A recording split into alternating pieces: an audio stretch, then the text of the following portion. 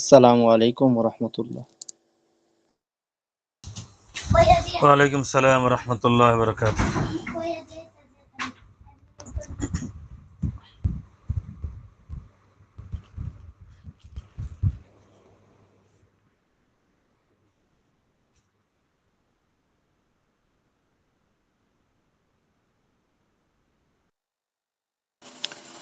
আসসালামু আলাইকুম ওয়া রাহমাতুল্লাহ। ওয়ালাইকুম সালাম রহমতুল্লাহ। হুজুর ভালো আছেন? আলহামদুলিল্লাহ, আপনারা সবাই কেমন আছেন? জি ভালো, আলহামদুলিল্লাহ। আলহামদুলিল্লাহ।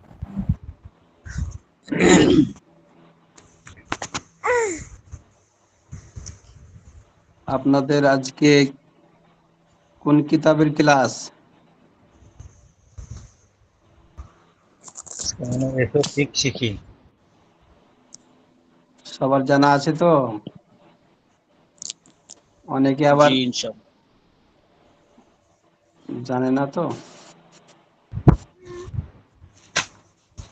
আজকে আমাদের হবে এসো ফিক শিখি, যেটা ছিল গত সপ্তাহে। এখান থেকে কয়েকটি মাসালা থেকে একবারে 17 নম্বর পৃষ্ঠা শেষ পর্যন্ত, 17 নম্বর পৃষ্ঠা প্রথম আবার প্রশ্নমূলক আগ পর্যন্ত এখান থেকে আমরা রিভাইজ দেব আর কি।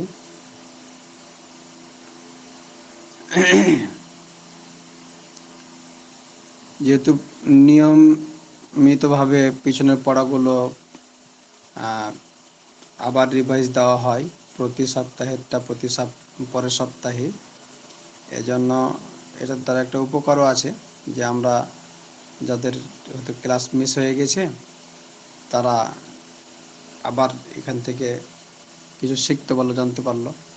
আবার এটার দ্বারা আমরা যারা পড়েছিলাম আরও আমাদের মশলাগুলো বেশি ভালোভাবে জানা হয়ে গেল। তো এই জন্য আমরা সবাই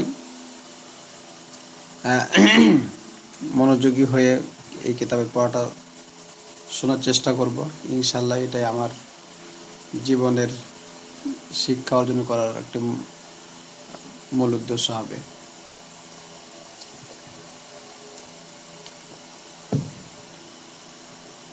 আলহামদুলিল্লাহ।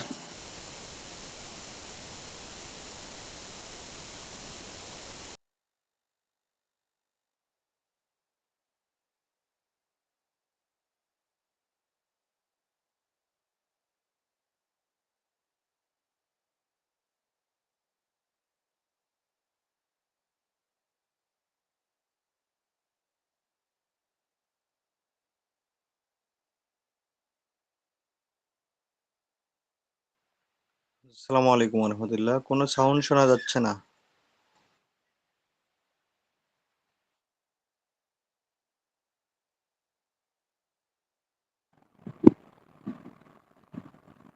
ওস্তাদ মিউট হয়ে গেছে।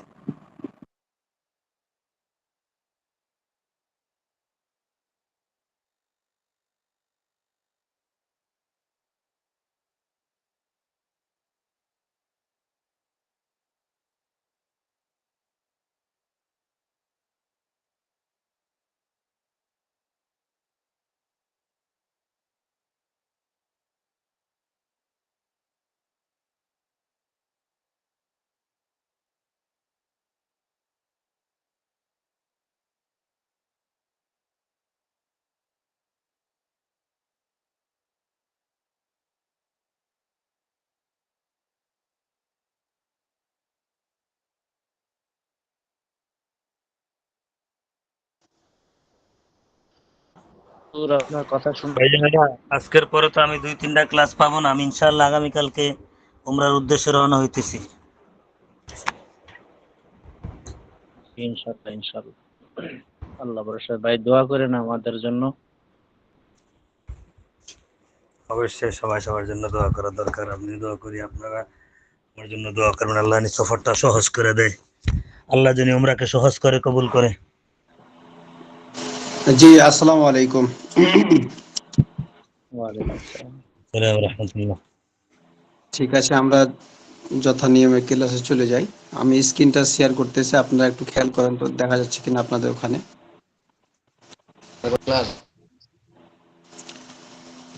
দেখা যাচ্ছে? আমার স্ক্রিনটা কি আপনাদের মোবাইলে দেখা যাচ্ছে? জি, দেখা যাচ্ছে। জি, আলহামদুলিল্লাহ। তাহলে আমরা এখন পিছনে পড়াটা একবার রিভাইজ দিতে পারি।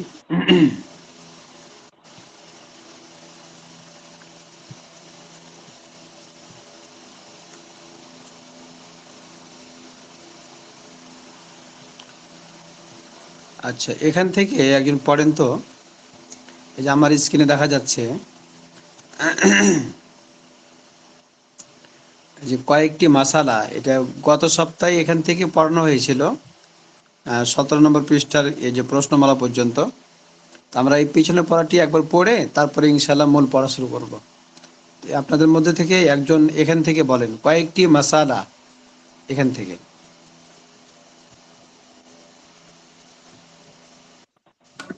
কে কে বলতে চান আগে? জি, বলবো আমি।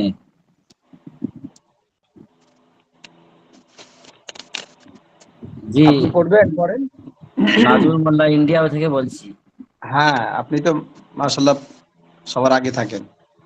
জি, বলছি হ্যাঁ, পড়েন তাহলে। বিসমিল্লাহির রহমানির রহিম।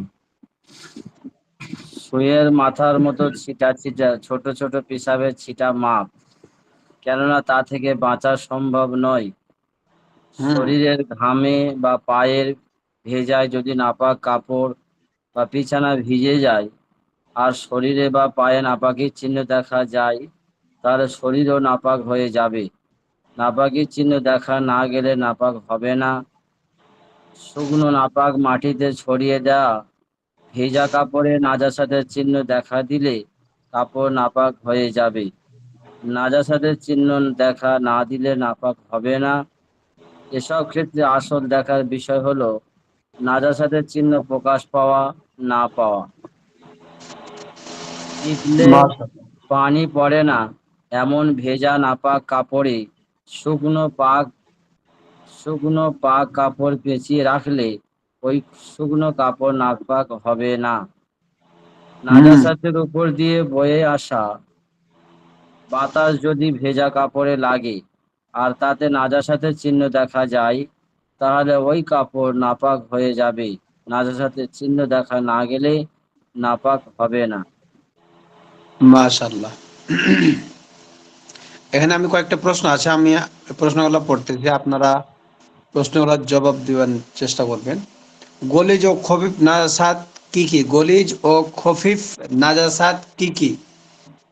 বলেন তো একজন। জি, বলছি, রক্ত, মদ, মুর্দারের গোশত, চর্বি, চামড়া, অভোজ্য প্রাণীর পেশাব, কুকুর, সকল প্রাণীর পেশাব পায়খানা, মানুষের রক্ত, পুঁজ, পেশাব পায়খানা, এগুলো হলো গলিজে নাজাসাত। মাশাআল্লাহ, অনেক সুন্দর হয়েছে। আরেকজন বলেন নাজাসাতে গলিজার গুলো কি কি? হুজুর বলবো নাকি? হুম। সালাম আলাইকুম, আমি ভারত থেকে বলছি আফসরউদ্দিন। মানে প্রশ্ন কি ছিল স্যার হুজুর? ওই যে এক ওই যে নম্বর প্রশ্ন, নাজাসাতে গলিজাগুলো কি কি? নাজাসাতে গলিজাগুলো।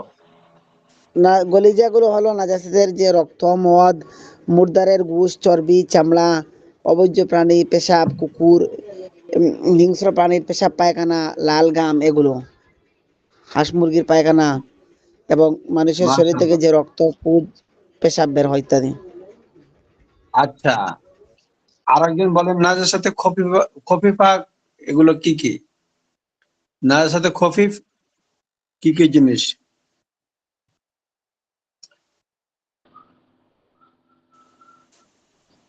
আরেকজন বলেন নাজাসাতে খফিফা কি কি জিনিস?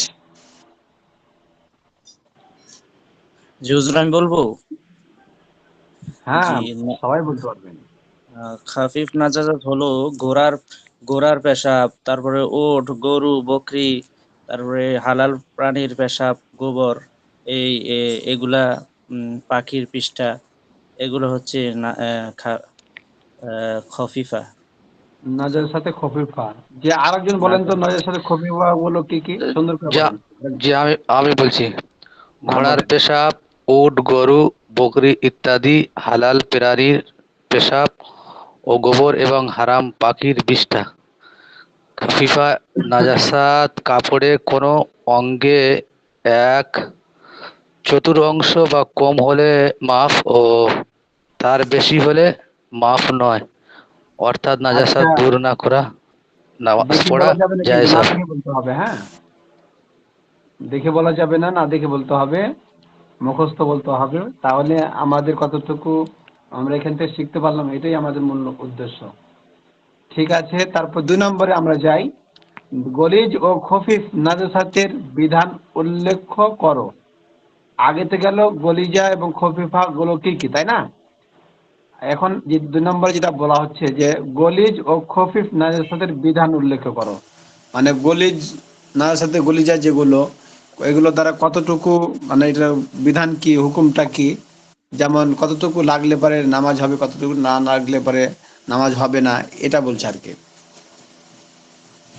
তা নাজাসাতে গলিজা কতটুকু মানে থাকলে পরে মাপ, আর কতটুকু না থাকলে মাপ নয়, বলেন তো কেউ একজন। হ্যালো, আসসালামু আলাইকুম। ওয়ালাইকুম আসসালাম। এই গালিজ নাজাসাত যদি তরল হয় তাহলে 1 দিরহাম আয়তন পর্যন্ত মাপ মাপ আছে। আর হ্যাঁ, অন্যথায় করতে হবে, ধুয়ে দূর করতে হবে। হ্যাঁ, আর গালিজ নাজাসাত যদি শক্ত হয় তাহলে 1 দিরহাম ওজন পর্যন্ত হ্যাঁ, মাপ আছে। আর খফিফ নাজাসাত যদি 1/4 হয়, 1/4 থেকে কম হয় তাহলে মাপ আছে। আর 1/4 বেশি মাশাআল্লাহ। হলে মাপ নাই।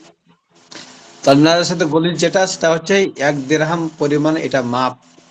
আর নাজার সাথে খফিফ যেটা, ওটা হচ্ছে 1/4 কোনো অঙ্গের বা কোনো অংশের 1/4 কম যদি হয় তাহলে মাপ হবে, আর এর থেকে বেশি যদি হয় তাহলে মাপ হবে না, দিতে হবে। 3 নম্বর বমি। 3 নম্বরটা দেখেন, বমি কখন নাপাক বলে গণ্য হয়? বমি কখন নাপাক বলে গণ্য হয়? আচ্ছা, এটা আপনারা উত্তরটা দিয়েন না। মানে আমাদের সাথে অনেক মাস্তুরাত বোনও আছে, ঠিক আছে, মানে তারা কথা বলতে পারে না, যেহেতু কথা বলা নিষেধ তাদের, মানে তারাও আমাদের সাথে পড়তেছে। তো ওই যে তারা একটু উত্তরটা দেখে এখান থেকে 3 নম্বর, যে বমি কখন নাপাক বলে গণ্য হবে, তারা লিখে পাঠাবে ওই যে গ্রুপে, অথবা ইনকমিং কলে এসেও লিখতে পারবে। গ্রুপে লিখে পাঠালে আমি দেখতে পাবো আর কি, আমরা সবাই দেখতে পাবো। তো এই জন্য আহ, বমি কখন নাপাক বলে গণ্য হয়, শুধু এই 3 নম্বর প্রশ্নের উত্তরটা মাস্তুরাত বোন যারা আছেন আপনারা এটা লিখে পাঠান। তারপর 4 নম্বরটাতে আসেন আমরা সবাই। পেশাবের ছিটা কি পরিমাণ হলে মাপ? পেশাবের ছিটা কি পরিমাণ হলে মাপ, বলেন তো। সুইয়ের মাথার মতো। সুইয়ের মাথার পরিমাণ। হ্যাঁ, সূচের মাথার মতো যদি কি হয়, একদম মাথার মতো ছোট ছোট ছোট হয়, পেশাব সেটা। তাহলে পারে এই সুইয়ের মাথার পরিমাণ পেশাবের ছিটাগুলো মাপা হবে। হ্যাঁ? 5 নম্বর, চিপলে পানি পড়ে এমন ভেজা কাপড়। চিপলে পানি পড়ে এমন ভেজা কাপড়, এমন ভেজা নাপাক কাপড়, বা এমন ভেজা নাপাক কাপড়ে শুকনো পাক কাপড় পেঁচিয়ে রাখার হুকুম বলো। দেখেন ভালো করে বুঝেন। চিপলে পানি পড়ে, চিপলে পানি পড়ে এমন ভেজা নাপাক কাপড়ে শুকনো পাক কাপড় পেঁচিয়ে রাখলে বা রাখার হুকুম কি? বলেন তো কেউ। নাপাক হবে না। আরো কয়েকজন বলেন। একজন ভাই বলেছেন নাপাক হবে না, আর আপনাদের মতামত গুলো বলেন। নাপাক হয়ে যাবে, যে চিপলে নাপাক পানি হয়ে পড়ে যাবে। এমন ভিজে কাপড়, শুকনো কাপড় রাখলে, পেঁচিয়ে রাখলে নাপাক হয়ে যাবে। যদি হ্যাঁ, চিপলে পানি পড়ে, না পড়লে হবে না। মাসালাটা হলো এরকম যে চিপলে পানি পড়ে এরকম নাপাক ভিজা কাপড়ের সাথে শুকনো পাক কাপড় যদি কি করা হয়, পেঁচিয়ে রাখা হয়, তাহলে শুকনো কাপড়টা নাপাক হয়ে যাবে। কেন? যে এখানে পানি চিপলে পানি বের হয়, তাহলে পানি বের হলে ওই শুকনো কাপড়ে, ওই ভিজা কাপড় থেকে, নাপাক কাপড় থেকে পানি চলে আসার কি আছে, সম্ভাবনা বেশি আছে। আর যদি চিপলে পানি বাড়াই না, এরকম ভেজা কাপড়ের সাথে যদি শুকনো কাপড় পেঁচিয়ে রাখা হয়, তাহলে পরে ওই শুকনো কাপড়টা নাপাক হবে না। কেন? যে পানি তো নাই আর তার মধ্যে, সেটা আর শুকনো কাপড়ে আসবে কিভাবে, তাই না? এই জন্য এখানে যে মশলাটা দিয়েছে সেটা হচ্ছে যে চিপলে পানি পরে এমন ভেজা নাপাক কাপড়ে শুকনো কাপড় পেঁচিয়ে রাখলে তার হুকুম কি, তাহলে এখানে কি হবে, ভিজা কাপড়টা যেহেতু চিপলে পানি বের হয় এই জন্য শুকনো কাপড়টা নাপাক হয়ে যাবে। 6 নম্বর হচ্ছে নাজাসাতের উপর দিয়ে বয়ে আসা বাতাস ভেজা কাপড়ে লাগলে ওই কাপড়ের হুকুম কি হবে? নাজাসাত নাজাসাত যদি বা উড়ে এসে পরে দেখা যায় তাই নাপাক নাপাক হয়ে যাবে। আর আর নাজাসাত তোমার দেখা যদি আর না যায় তাহলে আর পাক হয়ে থাকবে। হ্যাঁ, বিষয়টা এরকম যে নাজাসাতের উপর দিয়ে মানে কোন জায়গাতে নাপাকের স্তূপ আছে, এই স্তূপের উপর দিয়ে বাতাস জোরে জোরে আসতেছে আর কি। এই বাতাস এর সাথে যদি নাপাকের কোনো চিহ্ন এসে কাপড়ে লাগে তাহলে পারে কাপড়ের মধ্যে যদি চিহ্ন দেখা যায় নাপাকের তাহলে পারে কাপড়টা নাপাক হবে। আর যদি কোনো চিহ্ন দেখা না যায়, এমনি বাতাস আসতেছে কোনো নাপাকের বা আলামতের নাপাকের আলামত দেখা যাচ্ছে না, তো সেক্ষেত্রে কাপড় নাপাক হবে না যতই বাতাস আসুক। তাহলে বাতাসের সাথে নাপাকের আলামতটা দেখা যেতে হবে, তাহলে পরে কাপড় নাপাক হবে, তাছাড়া কাপড় কি হবে না, নাপাক হবে না। মাশাআল্লাহ। এখন আছে যে নাজাসাত দূর করার উপায়। এখান থেকে অন্য একজন ভাই পড়েন তো।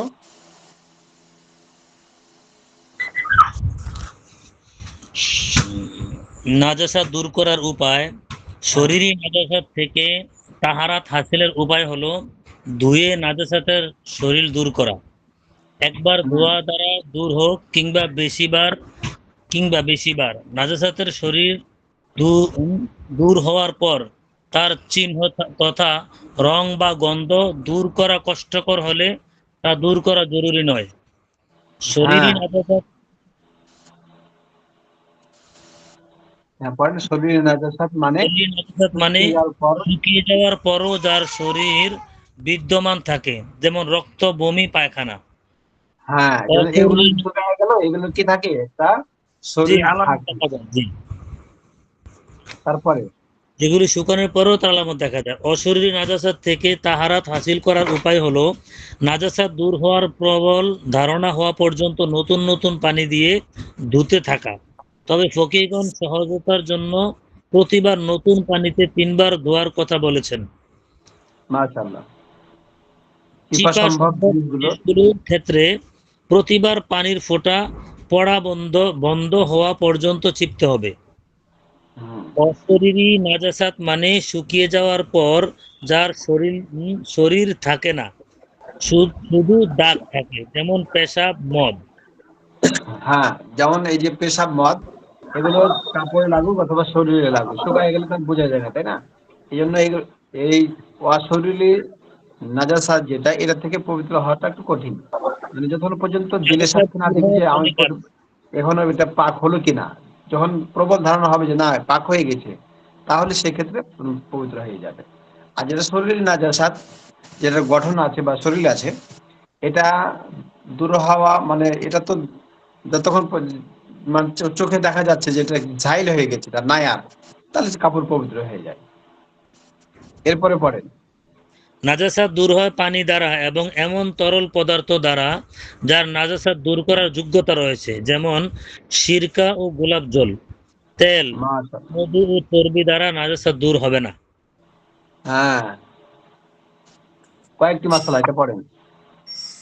কয়েকটি মশলা: চামড়া, রাবার বা প্লাস্টিকের জুতায় লাগা শরীরী নাজাসাত পাক মাটিতে ঘষে মুছে ফেললে পাক হয়ে যাবে। নাজাসাত শুকনো হোক বা ভেজা, কিন্তু অশরীরী নাজাসাত মদ, পেশাব, ধোয়া ছাড়া পাক হয় না। হ্যাঁ, 2, শুধু পাক হয় কোনটা, যেটা শরীরে নাজাসাত, যেটা কি আছে, হ্যাঁ, যেটা শরীর আছে এই নাজাসাত ঘষা দিলে পাক হয়, কিন্তু মদ, পেশাব এগুলো ধোয়া ছাড়া পাক হবে না।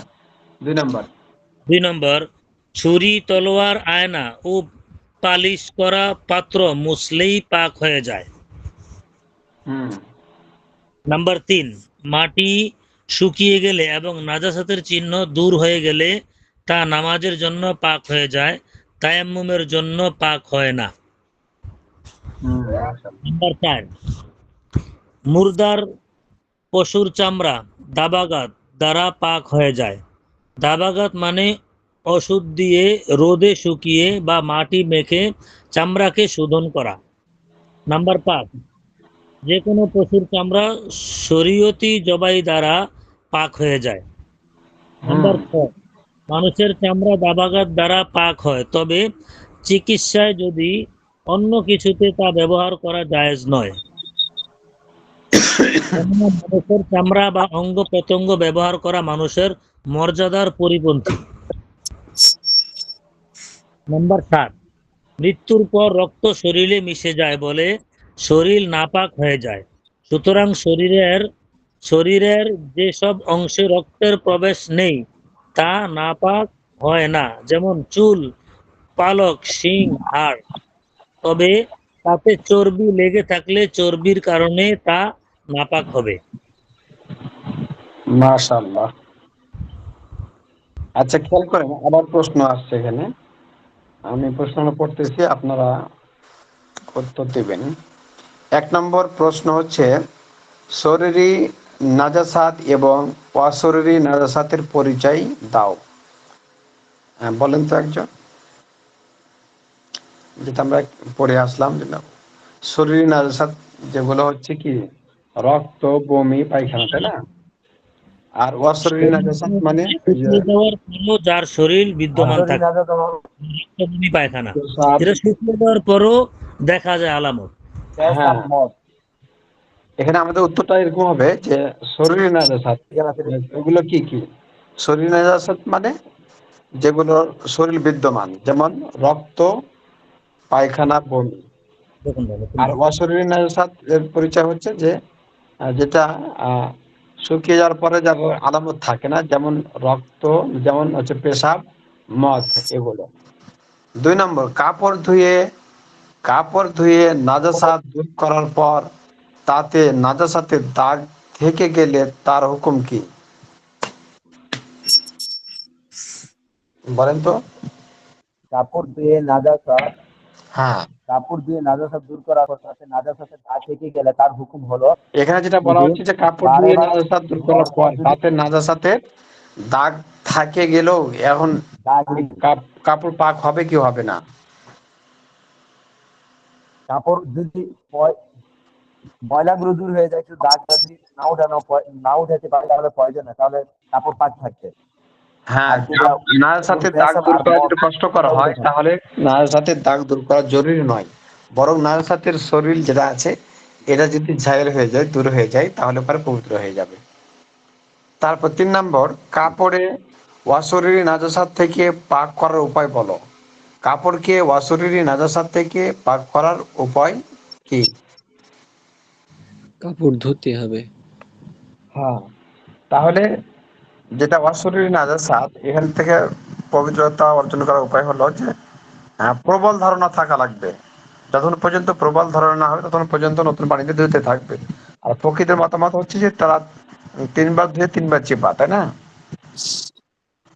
জুতা ও মোজা পাক করার উপায় কি?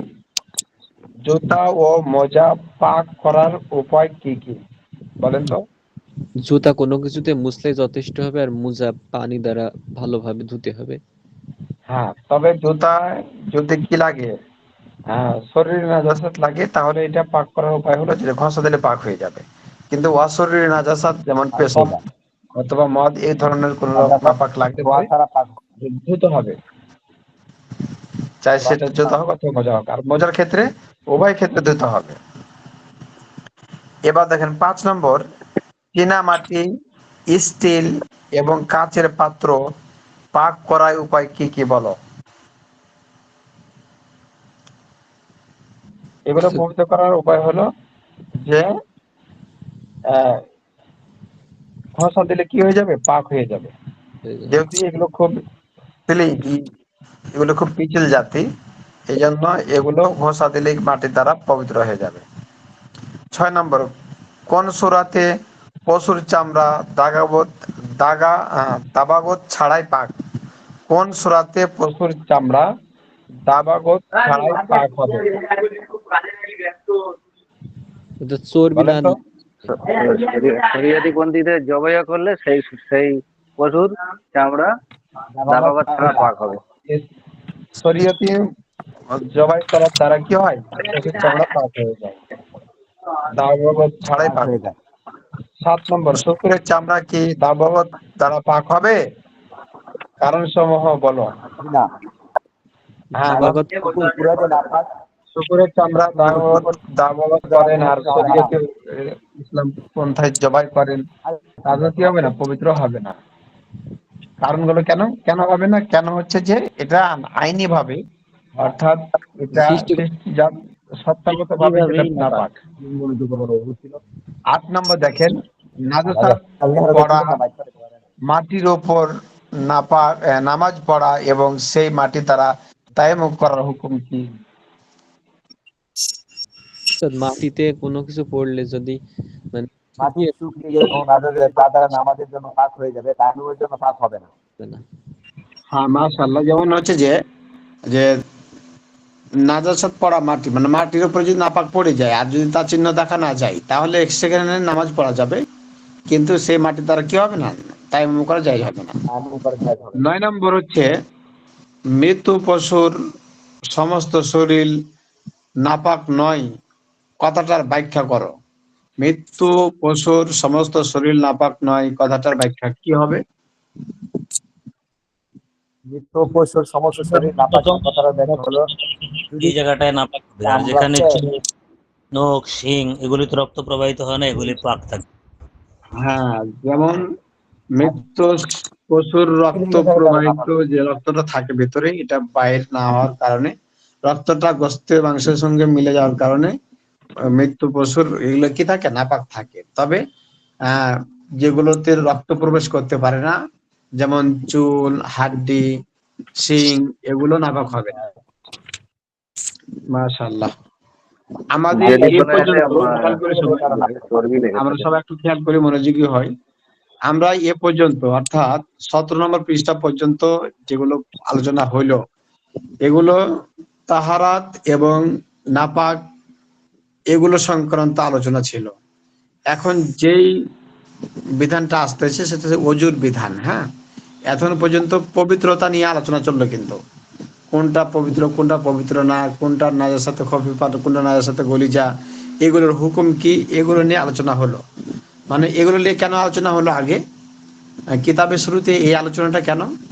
কিতাবের শুরুতে এই আলোচনাটা এই জন্য যে শিক্ষার্থী ভাইয়েরা, আহ তলাবে আজিজ যারা আছে, তারা মানে পবিত্রতা অর্জন করতে হবে, এটা যদি না জানে, বা কি কি জিনিস নাজার সাথে গলিজা খবিফা, এগুলোর হুকুম কি, এগুলো যদি তাদের জানা না থাকে, তাহলে অজুর বিধানটা যেটা আসছে, মানে অজু তো অনেক উপরের একটা ইবাদত।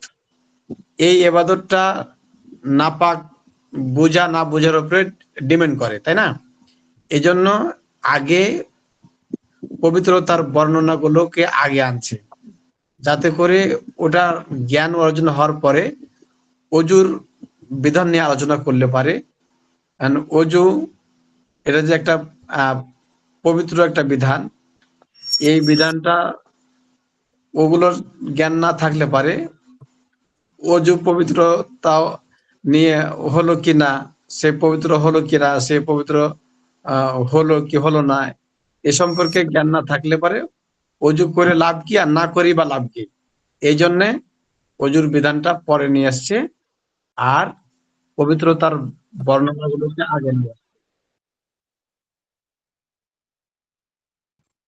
আমার এখানে একজন কল করেছে, তো আপনাদের কাছে একটু মিউট করে আমি কথাটা বলতে চাই।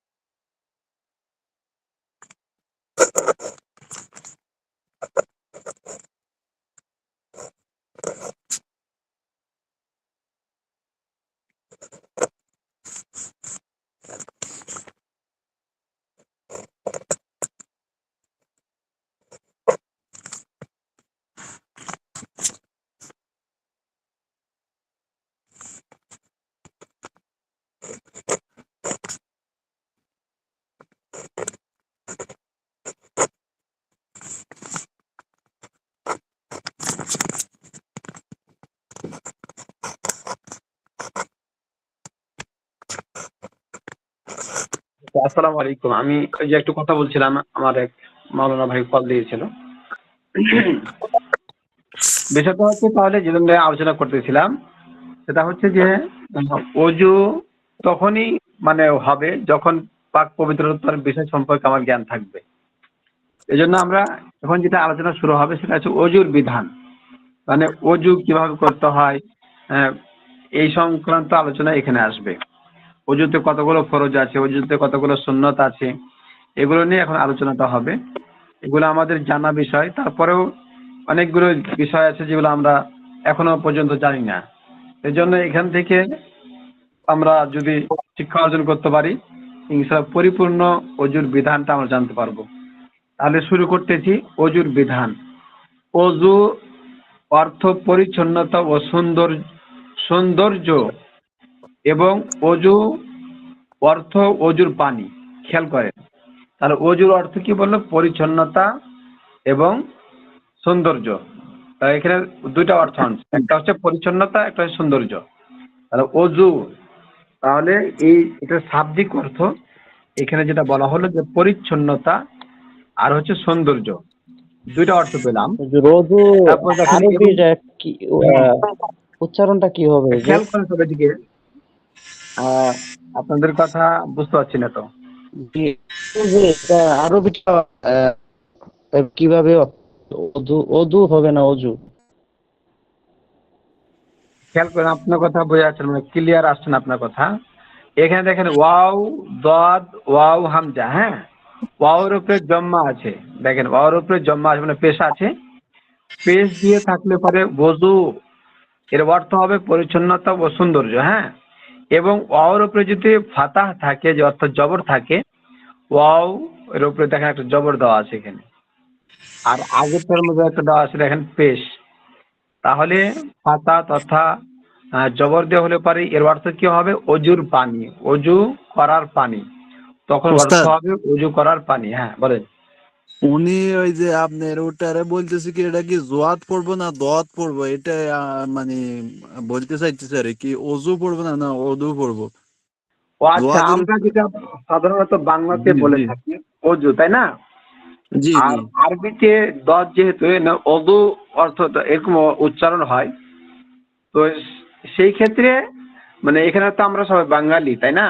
এখানে তো আমরা কেউ মানে সবাই তো আজমি, আরবি কেউ না। আরব দেশে যখন এটা মানে এটা নিয়ে কথাবার্তা হয় বা এটা নিয়ে আলোচনা হইলে পারে, সেখানে অদু বলবে, দদ দিয়ে বলবে। আর এখানে যদি আমরা অদু বলি তাহলে অনেক মানে মানুষ বুঝতে পারবে না যে অজু বলছে, তাই না? এই জন্য আমরা, যেহেতু আমরা সবাই বাঙালি আর সবাই আজমি, এই জন্য আমরা সবাই এখানে অজু বলবো, তাই না?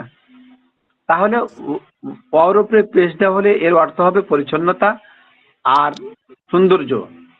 আর অর উপরে যদি জবর হয় তাহলে এর অর্থ হবে অজুর পানি।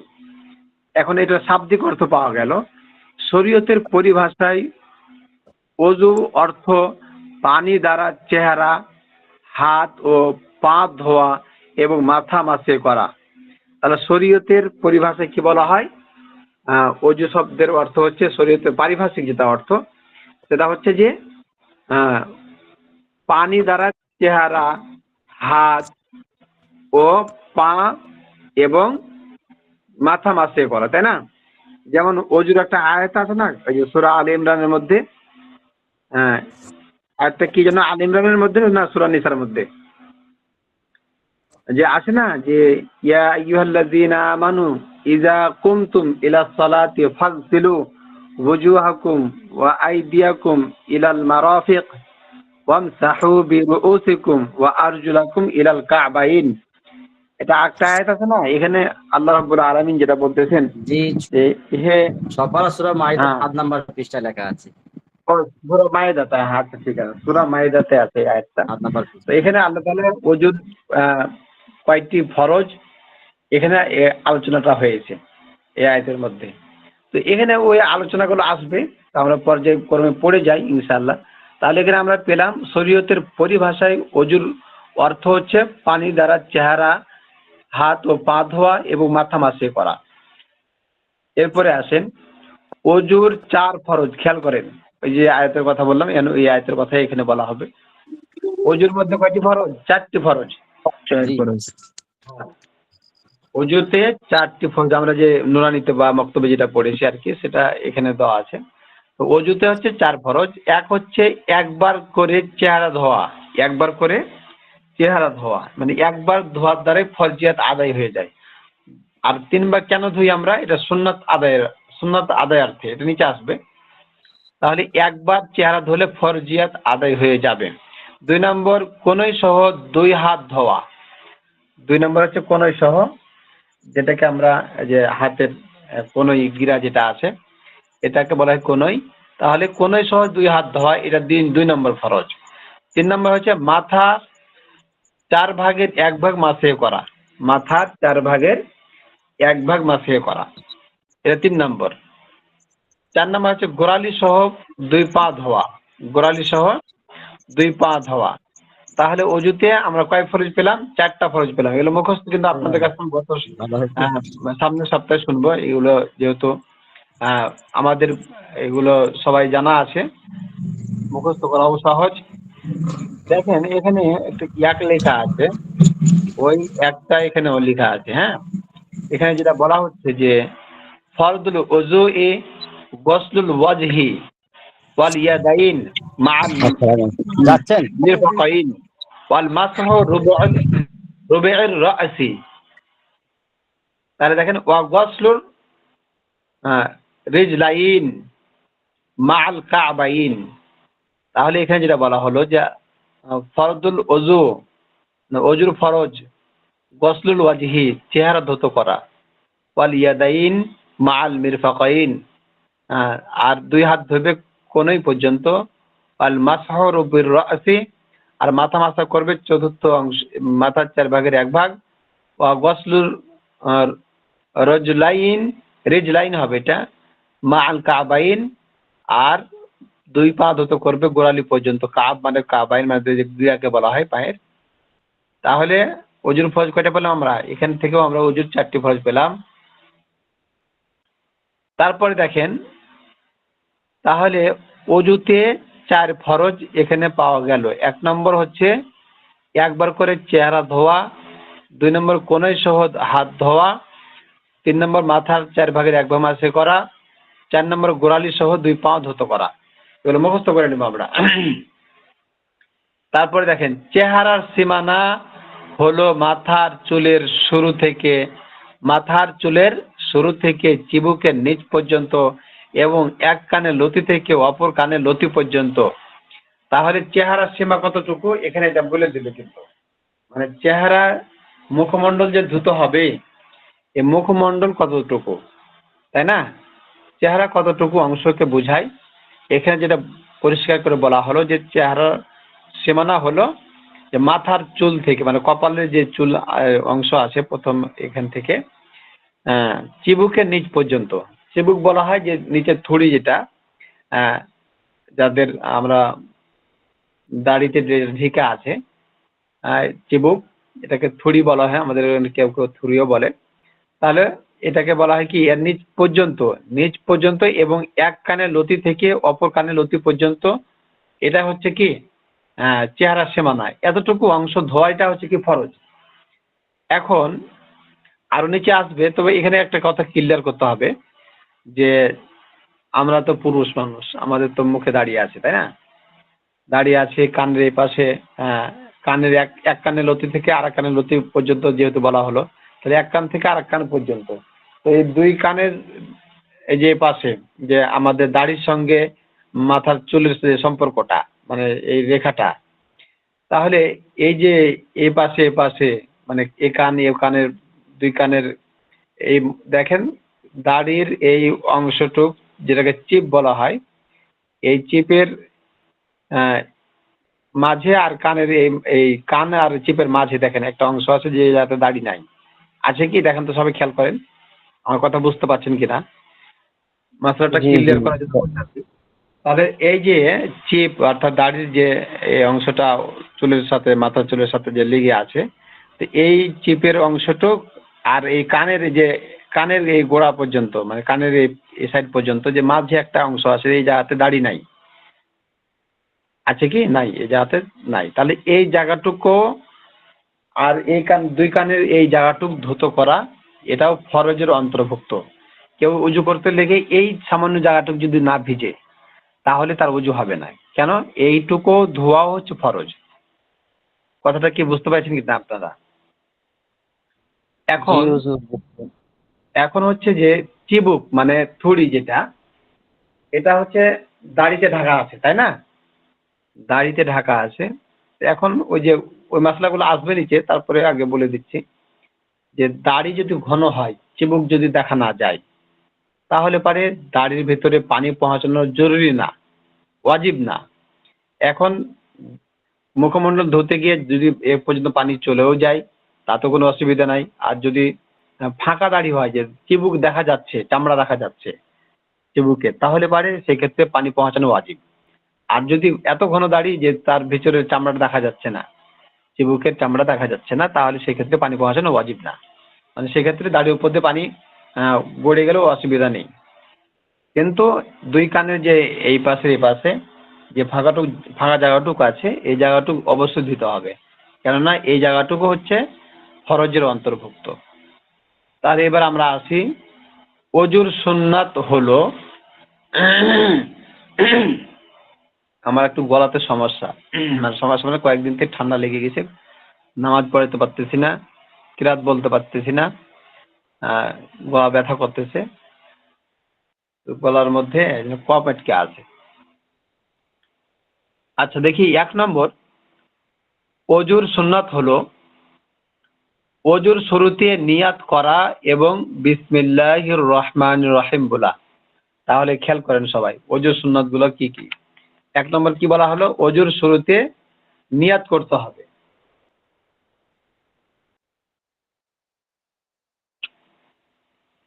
তারপরে কি বলতে হবে? বিসমিল্লাহ বলতে হবে। তা নিয়াত করতে হবে, বিসমিল্লাহ বলতে হবে, সুন্নাত। তাহলে এখানে কয়টা সুন্নাত আসছে একটু খেয়াল করুন সবাই।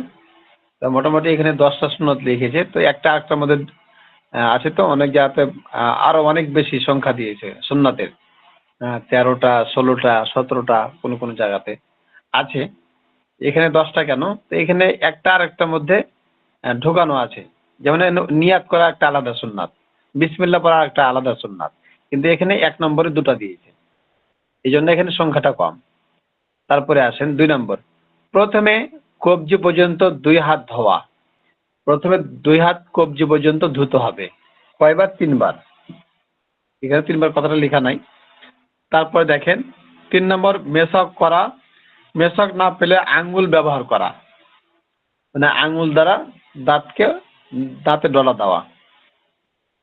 4 নম্বর, 3 বার করে কুলি করা ও গড়গড়া করা। দেখেন 3 বার করে কুলি করবে এবং গড়গড়া করবে, এই গড়গড়া করাটাও হচ্ছে সুন্নাত। তারপর 5 নম্বর, প্রতিবার নতুন পানি নিয়ে প্রতিটি অঙ্গ 3 বার করে ভালোভাবে ডলে ধোয়া। তাহলে কি বললো? প্রতিবার নতুন পানি নিয়ে প্রতিটি অঙ্গ 3 বার করে ভালোভাবে ডলে ধোয়া।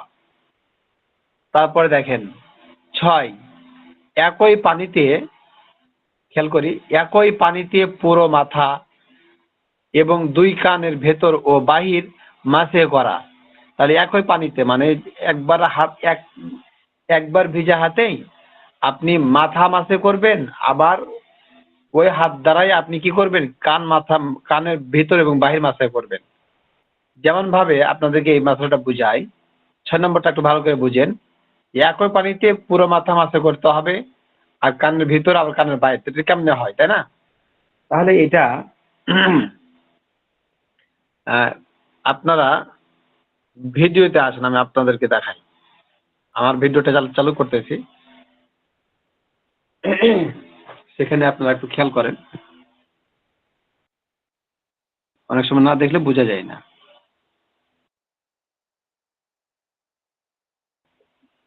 আমার ভিডিওটা কি দেখা যাচ্ছে? জি না ওস্তাদ, এখনো দেখা যাইতেছে না। জি দেখা যায়নি। দেখা যায়নি না? আচ্ছা, আমি চালু করার চেষ্টা করছি, কেমন চালু করে তাই দেখছি আমি আর কি। হ্যাঁ, এই যে এবার দেখেন তো, সবাই দিকে খেয়াল করেন, এবার মনে হয় দেখা যাচ্ছে, তাই না? ছোট দেখা যাচ্ছে হুজুর, আর একটু বড় হবে। আচ্ছা, আমি বড় করার চেষ্টা করছি।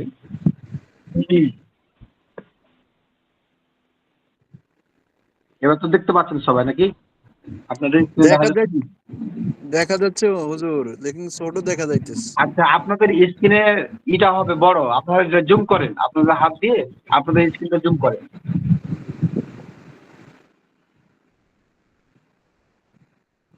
জুম হচ্ছে না আপনাদের ওখানে? জুম হবে তো। আমার এখান থেকে বড় করা যাবে না, মানে আপনাদের ওখানে জুম করলে পরে আপনারা বড় করে দেখতে পারবেন। জুম হয় হুজুর।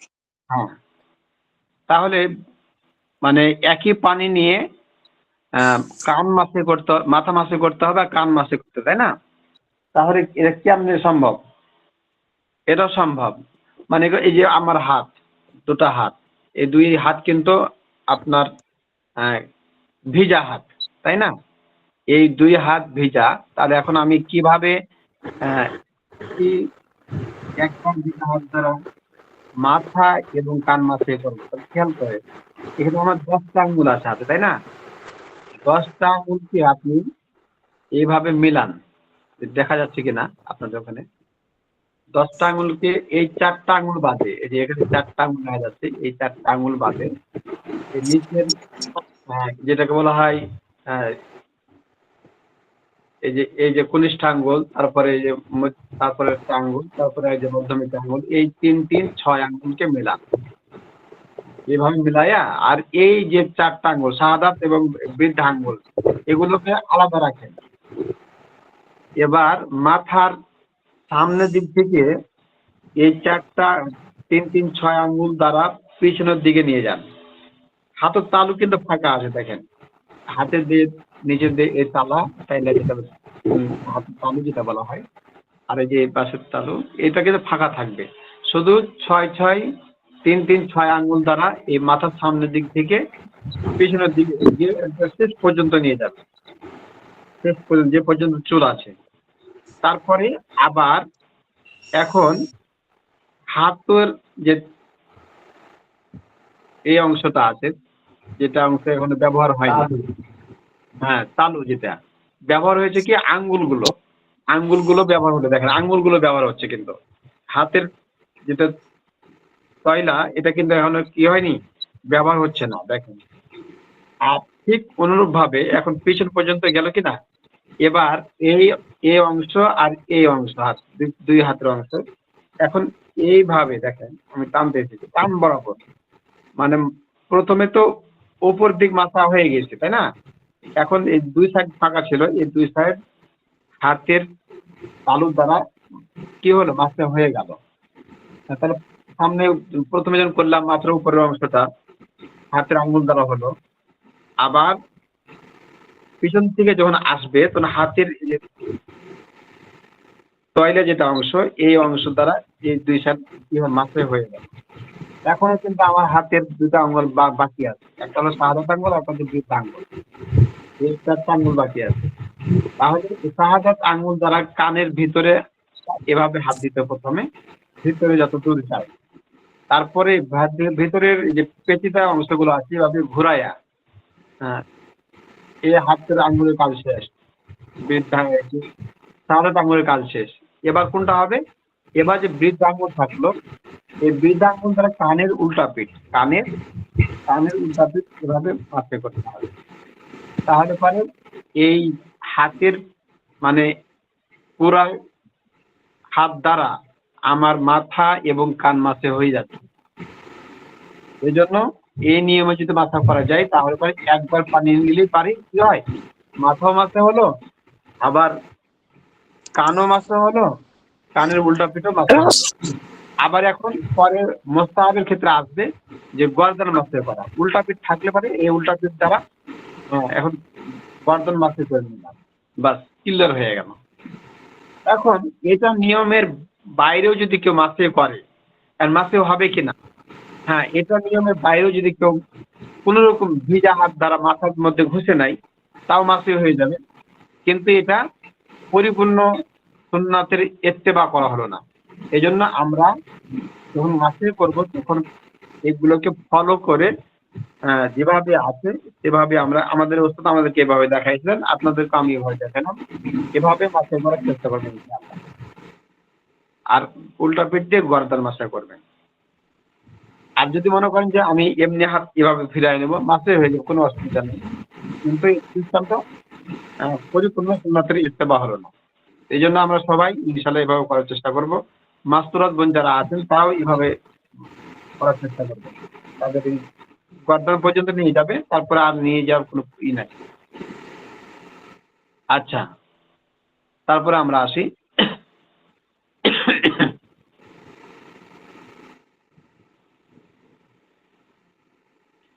দেখেন, তাহলে 7 নম্বর হলো নিচের দিক থেকে, আচ্ছা কয় নম্বর ছিল যেন, 6 নম্বর, একই পানিতে পুরো মাথা এবং 2 কানের ভেতর ও বাইরে মাঝে করা। 7 নম্বর, নিচের দিক থেকে দাড়ি খিলাল করা এবং হাতে ও পায়ে আঙ্গুল খিলাল করা, হাত পায়ের আঙ্গুল খিলাল করা। তাহলে 7 নম্বর যেটা বলা হলো, স্ক্রিন দেখা পাচ্ছো? স্ক্রিন দেখা যাচ্ছে না? জি, আমি তো দেখতে দেখা পাচ্ছি পাচ্ছি। না উস্তাদ, স্ক্রিন দেখা যাইতেছে না। আচ্ছা, স্ক্রিন দেখা যাওয়ার কাজ করতেছেন, সবাই চুপ করা যে বলবে তো, ওস্তাদ কি বুঝতে পারছে? আপনি তো বলতেছেন না, ওটা একজন বলতে হবে। হ্যাঁ, একজন বলতে হয়। আচ্ছা, এবার দেখা যাবে, দেখেন। জি এখন দেখা যাচ্ছে। এই 7 নম্বরটা দেখেন সবাই, 7 নম্বরটা খেয়াল করেন। নিচের দিক থেকে দাড়ি খেলাল করা, মানে নিচের দিক থেকে দাড়ি খেলাল করবে, যেটা এই গলার অংশ আছে না, এই দিক থেকে আঙ্গুল দিয়ে খেলাল করবে, দাড়ি খেলাল করবে, এবং হাত ও পায়ের আঙ্গুল খেলাল করবে। তাহলে দাড়ি খেলাল করতে হবে, এটাও সুন্নত। হাত পায়ের আঙ্গুলগুলো খেলাল করাও, এগুলোও সুন্নত। 8 নম্বর, প্রথম অঙ্গ শুকিয়ে যাওয়ার আগে দ্বিতীয় অঙ্গ ধোয়া। এখন এমন দেরি করতেছি অজু করতে করতে যে এক অঙ্গ ধোয়ার পরে গল্প করতে করতে আর এক অঙ্গ শুকিয়ে যাচ্ছে, এরকম যাতে না হয়। তাহলে এক অঙ্গ শুকিয়ে যাওয়ার আগে আরেকটা অঙ্গ ধুতে হবে, পরস্পর উজু করতে হবে। 9 নম্বর, চেহারা, হাত, মাথা ও পা এই তরতিব রক্ষা করা এবং ডান হাত ও ডান পা আগে ধোয়া। তাহলে কি বলা হলো? চেহারা, হাত, মাথা ও পা এই তরতিব রক্ষা করা এবং ডান হাত ও ডান পা আগে ধোয়া। তাহলে প্রত্যেকটা কি করবে? ডান দিক থেকে ডান হাত আগে ধোবে, তারপর বাম হাত, তারপর বাম হাত ধোবে, তারপরে পায়ের ক্ষেত্রে একই নিয়ম, যে ডান পা আগে ধোবে, তারপর বাম পা ধোবে।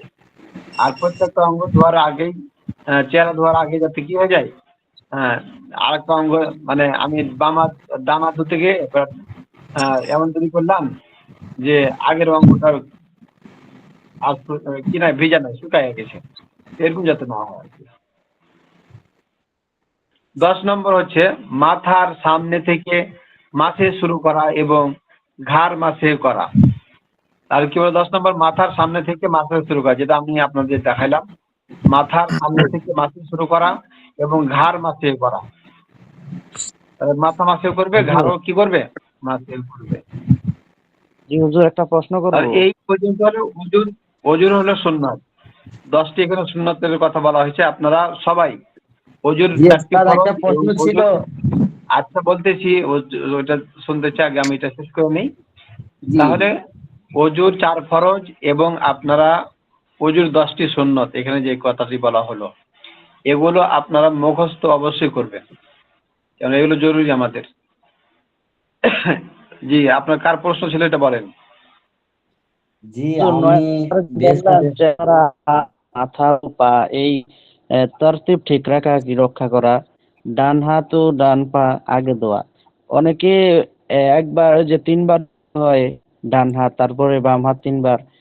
তো এখন একবার অনেকে ধোয় ডান হাত, তারপরে আবার ধোয় বাম হাত, আবার ধোয় ডান হাত, তারপর আবার ধোয় বাম হাত। এইভাবে কি হবে না একবারে 3বার? যেটা অঙ্গ ধোবেন সেটা একবারে 3বার ধুতে হবে, মানে এটাই হচ্ছে সুন্নাত। একবার ডান হাত ধুলেন, তারপর আবার বাম হাত ধুলেন, আবার ডান হাত ধুলেন, আবার বাম হাত ধুলেন, এভাবে 3বার নয়, বরং ডান হাত 3বার ধোয়ার পরে বাম হাত 3বার ধুতে হবে।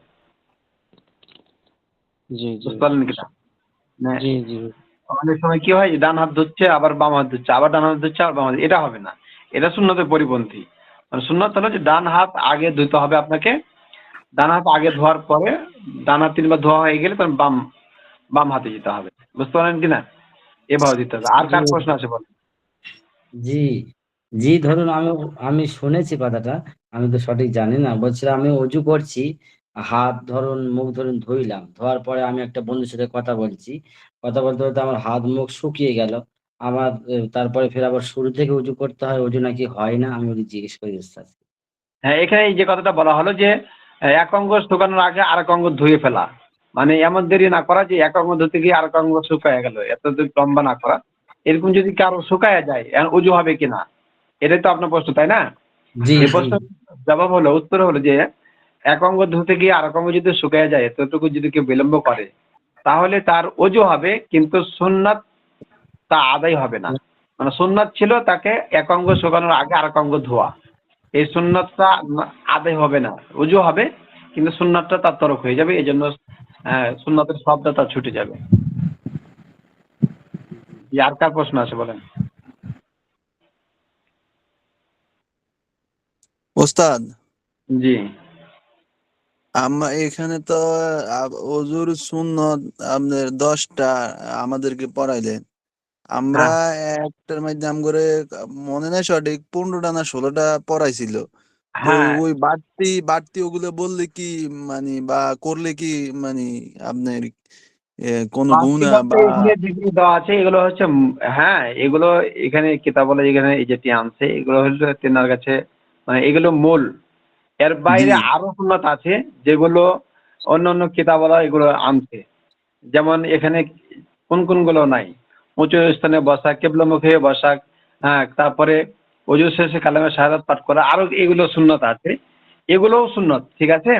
তবে এখানে জি মূল কিছু সুন্নতের আলোচনা উনি করেছেন যেগুলো হচ্ছে মূল, আর ওগুলোও অজুর সুন্নাত, ওগুলো যে বাদ দিতে হবে এরকমটা নয়, ওগুলো মোস্তাহাবের ক্ষেত্রে পরে আসবে। এখানে তো সুন্নতগুলো আলোচনা করা হলো, এখন অজুর মধ্যে কিছু জিনিস আছে যেগুলো একটু ছোট, মানে আহ, সুন্নত পর্যায়ে নয়, ওগুলো হচ্ছে মোস্তাহাব পর্যায়ের, তো ওগুলোকে মোস্তাহাবের মধ্যে আলোচনা করা হবে। যে প্রশ্নগুলো আপনি করেছেন ওগুলো পরের হুজুর পরের মধ্যে আসবে ইনশাআল্লাহ।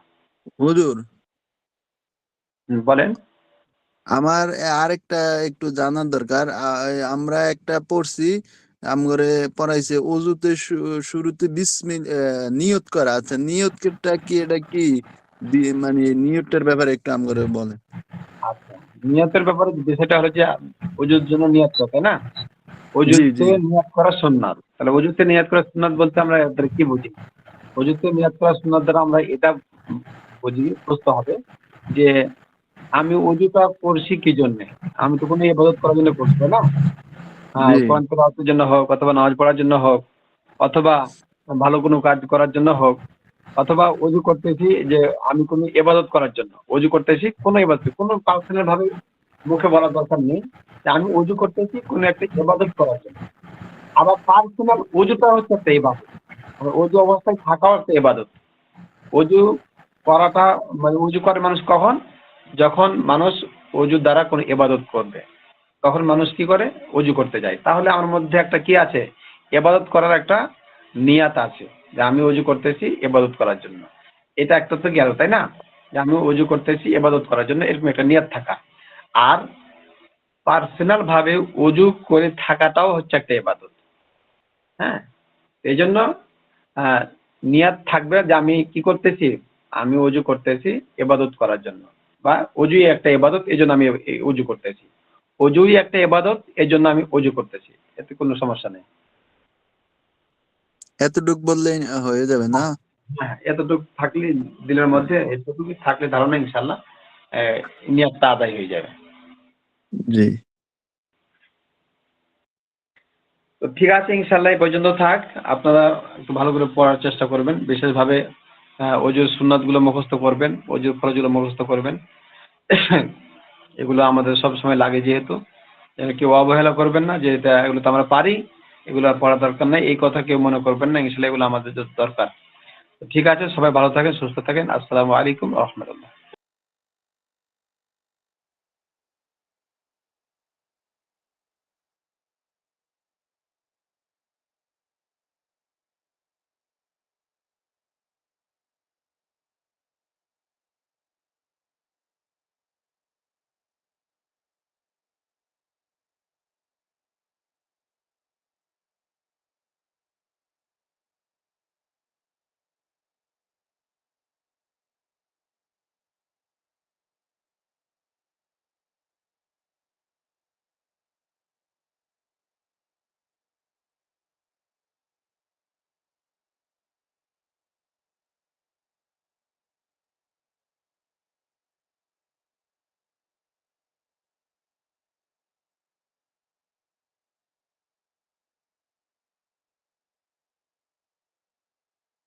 নাজমুল ভাই, রহিম ভাই, হ্যালো, নাজমুল ভাই, কেউ আছেন সাথী ভাইরা? হ্যালো,